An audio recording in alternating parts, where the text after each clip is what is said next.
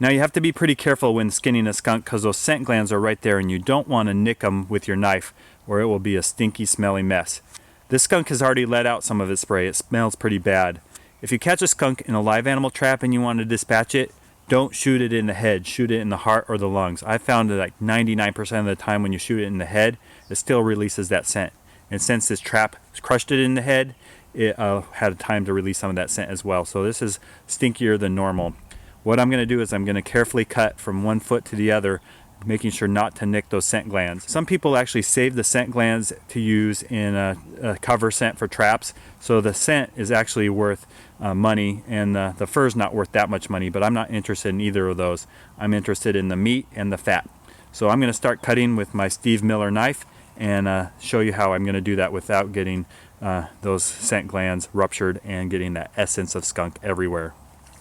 The first thing I'm going to do is our initial cut, and you want to be careful as you skin this. It helps to have that razor sharp knife, but you don't want to be cutting down. You want to be actually putting the tip of the blade in there and running it through with the blade pushing up so that you don't nick that scent gland. Just carefully cut around there. So we didn't go anywhere near those scent glands or the vent there. Now I'm just going to go around the foot and start peeling the skin back a little bit. So I have the skin off both hind legs. I cut off that tail there. Haven't messed at all with this vent area where the scent glands are. And I'm just going to remove this hide. There we have it. In no time at all, we were able to remove the skin off the skunk. Now we're ready to cut the meat off and go cook it on a fire. I'm hoping to avoid getting that scent at all. So what I'm actually going to do is not even go anywhere near it, just cut the muscle.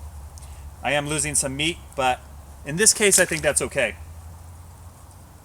I'm just going to remove that whole area and gut that animal.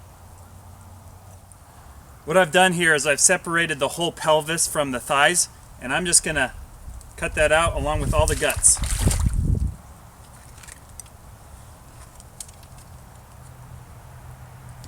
I have here the scent glands, the vent, the bladder, the intestines. We have our skunk all skinned. Here's the meat that we're going to be cooking on the fire. I even saved the heart to roast. And let's go cook this up. We'll put a stick through it and roast it over some coals. I'll just do a little rotisserie, turning it every once in a while so it doesn't burn. We want to make sure this is thoroughly cooked so that kills any parasites, and can't wait to see what skunk tastes like. Our skunk meat is cooking nicely and almost done, so I'm going to put the heart on the stick here and roast that heart there in the flames, and then we'll taste that too.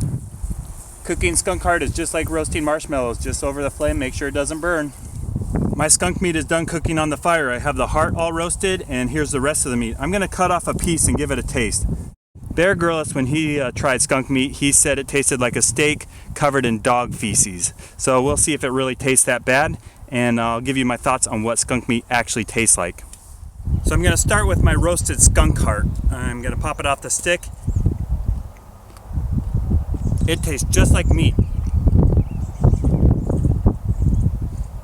There's not really a strong skunk flavor or anything. You wouldn't know what that was. That skunk heart was good. I'm going to try some of the leg here. Kind of tastes like skunk spray, like the smell when a skunk gets run over by a car. Yeah. The heart tastes good. The leg tastes bad. It's nasty. It just tastes like regular skunk. Disgusting. Ugh. Maybe skunk meat isn't as good as I thought it was.